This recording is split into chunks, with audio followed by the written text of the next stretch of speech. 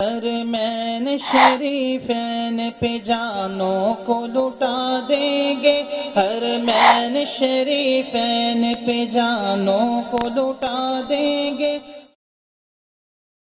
سرزمین حرمین شریفین پورے عالم کے مسلمانوں کے لیے عشق و محبت، عقیدت و مودت کا مرکز و محور ہے۔ دنیائے اسلام کا ہر پیر و جواں اور بچہ بچہ اس کے دفاع و حرمت پر مر مٹنے کو اپنے ایمان کا حصہ گردانتا ہے، جبکہ دوسری طرف جو چند لوگ عرض حرمین شریفین کے دفاع کے متعلق سعودی حکام کی کوششوں اور ان کی انتھک جد و جہد کو یہ کہہ کر تنقید کا نشانہ بناتے ہیں کہ آل سعود کو اپنی بادشاہت کی بقا کی فکر ہے، وہ در حقیقت احمقوں کی جنت میں بستے ہیں، کیونکہ سعودی عرب اور سعودی اداروں کا دفاع ہی دراصل حرمین شریفین کا دفاع ہے۔ دنیا کا کوئی بھی مسلمان یہ نہیں چاہتا کہ سعودی عرب کو معمولی سی گزند بھی پہنچے۔ اس حوالے سے یہ بات باعث اطمینان ہے کہ پاکستان اور عرض حرمین شریفین کے تعلقات طویل مدت سے نہایت خوشگوار چلے آ رہے ہیں، اور اب محبت و چاہ کا یہ اسلامی رشتہ مزید مضبوط سے مضبوط تر ہوتا جا رہا ہے۔ اور کیوں نہ ہو کہ پاکستان اور سعودی عرب دین محمدی صلی اللہ علیہ وسلم کے مضبوط لازوال و لافانی رشتوں میں بندھے ہوئے ہیں۔ پاکستان کی سیاسی قیادت، عوام اور پاک افواج حرمین شریفین کے تحفظ اور سلامتی کے لیے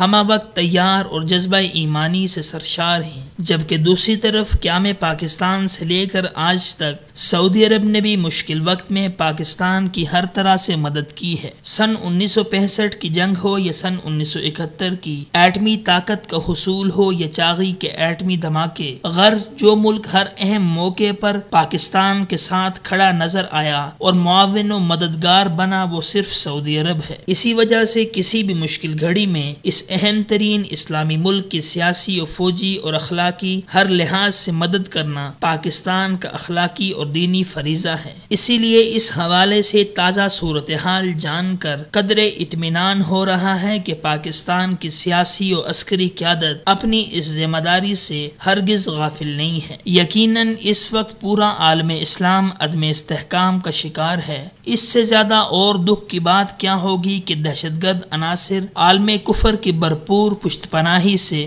سعودی عرب کے کئی شہروں میں مساجد تک کو نشانہ بنا چکے ہیں، اور رمضان المبارک کے مقدس مہینے میں مسجد نبوی صلی اللہ علیہ وسلم کے قریب بھی یہ اپنی مذموم حرکت سے باز نہیں آئی، جبکہ مکہ مکرمہ پر ایران نواز حوثی دہشت گردوں کا میزائل حملہ بھی اسی سلسلے کی ایک کڑی تھی۔ لہٰذا اب وقت کا تقاضا ہے کہ ہم ان حالات کو سنجیدگی سے لیتے ہوئے ایسی ناپاک جسارت کرنے والوں کو پہچانیں اور ان کے بھیانک ارادوں کو خاک میں ملانے کے لیے اتحاد و اخوت اور جذبہ ایمانی کا مظاہرہ کریں، اور فکر و شعور کی شمع جلاتے ہوئے یہ جان لیں کہ عالمی استعمار اور عالمی اتحاد کفر کی جانب سے افغانستان، عراق، فلسطین، لیبیا، شام اور یمن کو تخت و تاراج کرنے کے بعد اب ان کے ناپاک قدم سعودی عرب، پاکستان اور ترکی کی جانب اٹھنے لگے ہیں۔ لہٰذا دشمنوں کی سازشوں پر کڑی نظر رکھتے ہوئے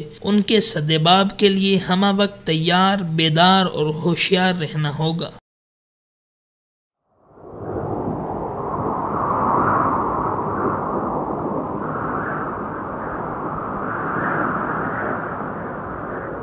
اخوت و محبت کا علم بردار